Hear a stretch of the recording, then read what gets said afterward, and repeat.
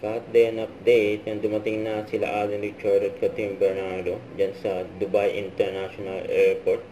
Pinagkaguluhan ng cut din ng mga fans nila. Ito po nga yung picture ng cut din.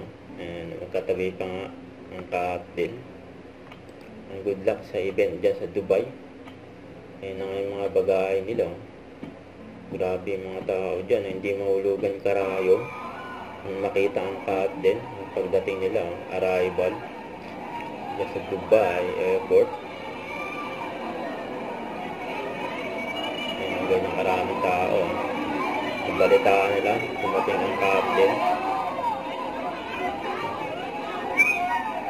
Ayan, grabe sila. Dahil kainit pag-welcome sa cut din. Papalabitan ng mga tao at abangan din syempre yung paniningil ni MJ sa cut din, yung mga tanong niya. Don't forget to subscribe and click the notification bell for my update, and this is Richard Reaction Vlog. Stay tuned for my update. See ya.